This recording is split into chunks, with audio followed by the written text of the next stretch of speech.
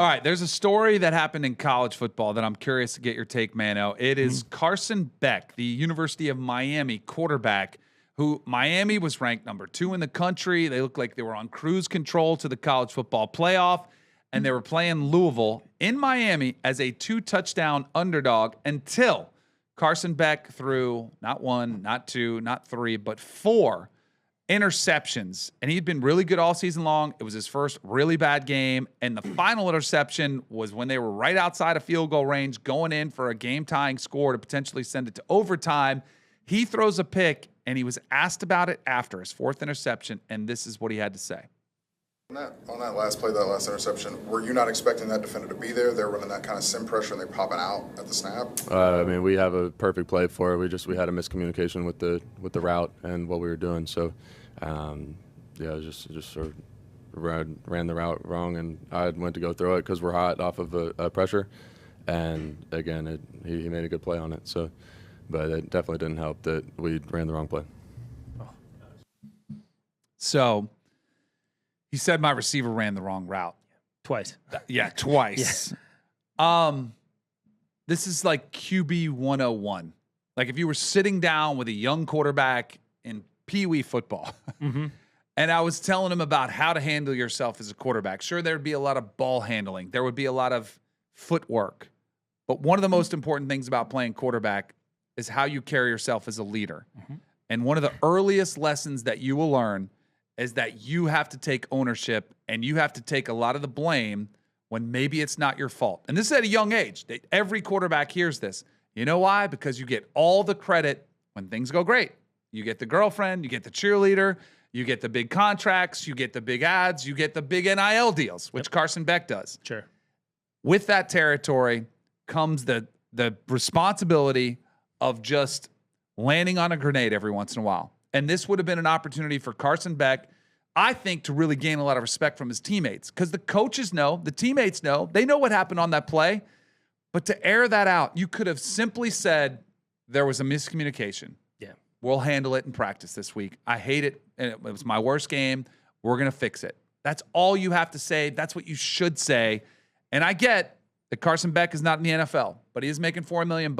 And so that's where I feel more comfortable than ever in criticizing college quarterbacks like they're franchise quarterbacks, because they are. Yeah, you're 100% right. Took the words out of my mouth on every single way. That's what we were talking about before. It's a leadership thing, right? That's an opportunity for you to take up for your guy, to shield him, to protect him from the media that's going to kill him. Because, guys, unfortunately, right or wrong, social media is now media, right? So a bunch of guys who really don't know what happened are killing Carson Beck online, right? And where he could have, like you said, he could have taken the grenade, he could have protected his receiver, because the people who know. You made it abundantly clear. If you're in that locker room, you know. If you're breaking down that film, you know. If you're in that offensive room, you know, right? Those are the ones you really should be caring about. And yeah, that was a great opportunity for him to go ahead and be a leader, and he missed the mark right there. I had a lot of I posted this on X, and I had a lot of people chiming in. A lot of people saying, amen, you're right. Kurt Warner, Super Bowl winning quarterback, Hall of Famer, he chimed in, and he said something along the lines like, I get this, but I don't think it was as bad as you made it out to be, which may be the case. Now, it wasn't like there was any animosity or shifting blame. I just thought it was an opportunity for him to really take it on the chin for the team. And I think your teammates do appreciate that when you do that. So it was definitely a hot button topic. The other thing I did see some people saying, here's Kurt's tweet. It says, today's college will be Carson Beck's 4 INTs, cost fine, but also business. Oh, that was a positive tweet for him. There it is. Just talking about the circumstance that he was in. So a lot of people said that earlier he took ownership of the interceptions, which he did. Yeah. But again, there's not much leeway for you being the leader of the team. You have to wear all of it. You know, when you have a conversation with someone and they say, yeah, no, I completely understand you're right.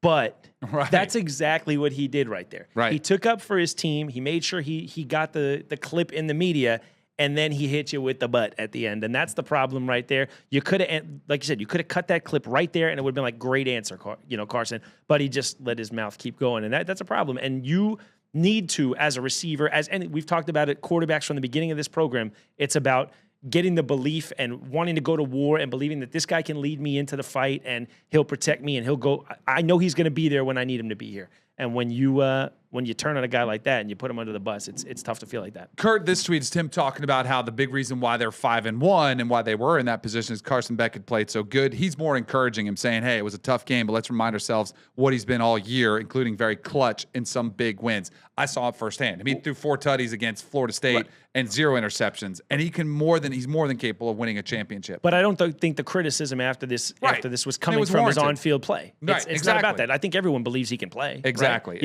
It's all about the on-field.